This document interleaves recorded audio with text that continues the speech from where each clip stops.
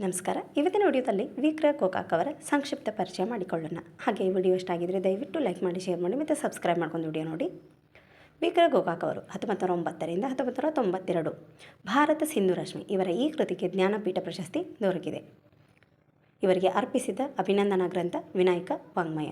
ಇವರು ಹುಟ್ಟಿದ್ದು ಧಾರವಾಡ ಜಿಲ್ಲೆಯ ಸವನೂರು 1909ರಲ್ಲಿ. ಪೂರ್ಣ ಹೆಸರು ವಿನಾಯಕ ಕೃಷ್ಣ ಗೋಕಾಕ್. ಕಾವ್ಯನಾಮ ವಿನಾಯಕ. ನವ್ಯತೆಗೆ ಬುನಾದಿ ಹಾಕಿದವರು ವಿಕ್ರ ಗೋಕಾಕ್ ಅವರು. ಕವನ ಸಂಕಲನಗಳು. ಕಲೋಪಾಸಕ ಇವರ ಮೊದಲ ಕಾವ್ಯ ಪಯಣ ಎಂಬುದು ಸರಳ ರಗಳೆಯ ನೂತನ ಅಭಿವ್ಯಕ್ತಿ ಪಡೆದ ಗ್ರಂಥ. ತ್ರಿವಿಕ್ರಮರ ಆಕಾಶಗಂಗೆ ಇದು ಚಂಪು ಕೃತಿ. ಸಮುದ್ರ ಗೀತೆಗಳು ಇದು ಕನ್ನಡ ಕಾವ್ಯದ ವಿಸ್ತಾರಕ್ಕೆ ಕೊಡುಗೆಯಾಗಿದೆ.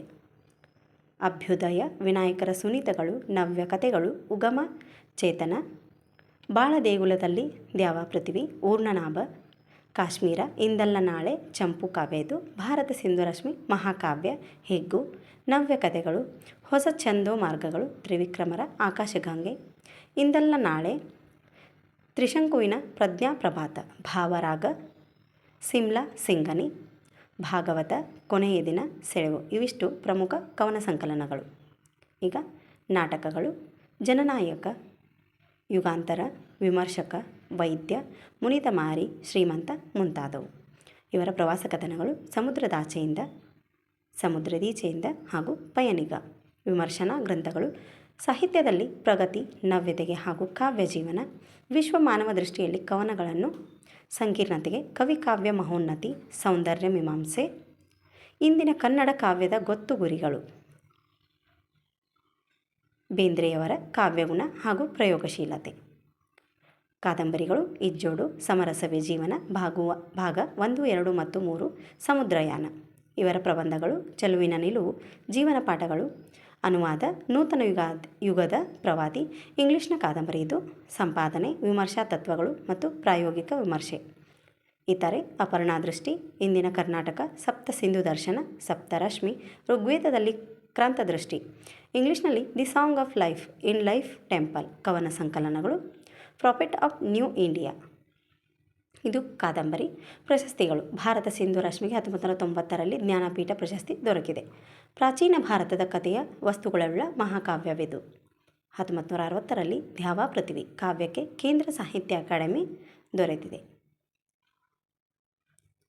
1961ರಲ್ಲಿ ಭಾರತ ಸರ್ಕಾರವು ಪದ್ಮಶ್ರೀ ಪ್ರಶಸ್ತಿ ನೀಡಿದೆ. 1967ರಲ್ಲಿ ಕರ್ನಾಟಕ ವಿಶ್ವವಿದ್ಯಾನಿಲಯ ಡಾಕ್ಟರೇಟ್ ನೀಡಿದೆ. ಸಮುದ್ರವನ್ನು ಪ್ರಮುಖವಾಗಿ ಕಾವ್ಯದ ವಸ್ತುವನ್ನಾಗಿಸಿಕೊಂಡವರು ವಿಕ್ರ ಗೋಕಾಕ್ರವರು. ನೆನಪಿರಲಿ, ಕನ್ನಡದ 5ನೇ ಜ್ಞಾನಪೀಠ ಪ್ರಶಸ್ತಿ ಪುರಸ್ಕೃತರು ವಿಕ್ರ ಗೋಕಾಕ್ ಅವರು. ಅವರ ನೇತೃತ್ವದಲ್ಲಿ ಕರ್ನಾಟಕ ರಾಜ್ಯ ಸರ್ಕಾರವು ಪ್ರೌಢಶಾಲಾ ವ್ಯಾಸಂಗದಲ್ಲಿ ಭಾಷೆಗಳ ಸ್ಥಾನಮಾನ ಕುರಿತ ವರದಿ ನೀಡಲು ಗೋಕಾಕ್ ಸಮಿತಿಯನ್ನು ನೇಮಿಸಲಾಗಿತ್ತು. ಈ ಸಮಿತಿಯು ನೀಡಿದ ವರದಿಯು ಕನ್ನಡದ ಪರವಾಗಿತ್ತು. ಗೋಕಾಕ್ ವರದಿ ಜಾರಿಗೆ ಬರಲಿ ಎಂದು ಕನ್ನಡ ನಾಡಿನ ಜನತೆಯು ಒಕ್ಕೊರಲಿನಿಂದ ಸರ್ಕಾರವನ್ನು ಒತ್ತಾಯಿಸಿತು. ಇಂತಹ ಐತಿಹಾಸಿಕ ದಾಖಲೆಯ ಚಳುವಳಿಯನ್ನು ಗೋಕಾಕ್ ಚಳುವಳಿ ಎನ್ನುವರು. ಕರ್ನಾಟಕದ ಕನ್ನಡೇತರ ಶಾಲೆಗಳಲ್ಲೂ 3ನೇ ತರಗತಿಯಿಂದ 10ನೇ ತರಗತಿಯವರೆಗೂ ಒಂದು ಭಾಷೆಯಾಗಿ ಕನ್ನಡವನ್ನು ಕಡ್ಡಾಯವಾಗಿ ಓದಬೇಕಾಗಿದೆ. ಗೋಕಾಕ್ ವರದಿಯು ಕನ್ನಡಕ್ಕೆ ಶಾಲಾ ಶಿಕ್ಷಣದಲ್ಲಿ ಸಲ್ಲಬೇಕಾದ ನ್ಯಾಯಯುತ ಸ್ಥಾನವನ್ನು ದೊರಕಿಸಿಕೊಟ್ಟಿದೆ. ವಿಕ್ರ ಗೋಕಾಕ್ ಅವರು ಕನ್ನಡ, ಇಂಗ್ಲಿಷ್ ಭಾಷೆಗಳಲ್ಲಿ ಸಮಾನ ಪ್ರಭುತ್ವ ಪಡೆದಂತಹ ಪ್ರತಿಭಾವಂತ ಸಾಹಿತಿಯಾಗಿದ್ದಾರೆ. ಗೋಕಾಕ್ರವರು ರಚಿಸಿದ ಮಹಾಕಾವ್ಯವಾದ ಭಾರತ ಸಿಂಧು ರಶ್ಮಿಯು ಋಗ್ವೇದ ಕಾಲದ ಜನಜೀವನ ಕುರಿತಾಗಿದೆ. ವಿಶ್ವಾಮಿತ್ರನು ಈ ಕಾವ್ಯದ ನಾಯಕ. ವಿನಾಯಕರ ಅಮೆರಿಕಾದ ಯೂನಿವರ್ಸಿಟಿ ಆಫ್ ಪೆಸಿಫಿಕ್ನಿಂದಲೂ ಗೌರವ ಡಾಕ್ಟರೇಟ್ ಪಡೆದ ಭವ್ಯ ಭಾರತೀಯರೆನಿಸಿಕೊಂಡಿದ್ದಾರೆ. 1958ರಲ್ಲಿ ಬಳ್ಳಾರಿಯಲ್ಲಿ ನಡೆದ 40ನೇ ಕನ್ನಡ ಸಾಹಿತ್ಯ ಸಮ್ಮೇಳನದ ಅಧ್ಯಕ್ಷರಾಗಿದ್ದಾರೆ. ಕೊಡದಿರು ಶರದಿಗೆ ಷಟ್ಪದಿಯ ದೀಕ್ಷೆನು ಎಂದು ಗರ್ಜಿಸಿದ ಕವಿಯೂ ಹೌದು ನಮ್ಮ ವಿಕ್ರ ಗೋಕಾಕ್ರವರು. ಇದಿಷ್ಟು ವಿಕ್ರ ಗೋಕಾಕ್ರವರ ಸಂಕ್ಷಿಪ್ತ ಪರಿಚಯ. ಈ ವಿಡಿಯೋ ಇಷ್ಟ ಆಗಿದ್ದರೆ ದಯವಿಟ್ಟು ಲೈಕ್ ಮಾಡಿ, ಶೇರ್ ಮಾಡಿ ಮತ್ತು ಸಬ್ಸ್ಕ್ರೈಬ್ ಮಾಡ್ಕೊಂಡು ವಿಡಿಯೋ ನೋಡಿ. ವಿಡಿಯೋ ನೋಡಿದ್ದಕ್ಕಾಗಿ ಧನ್ಯವಾದಗಳು.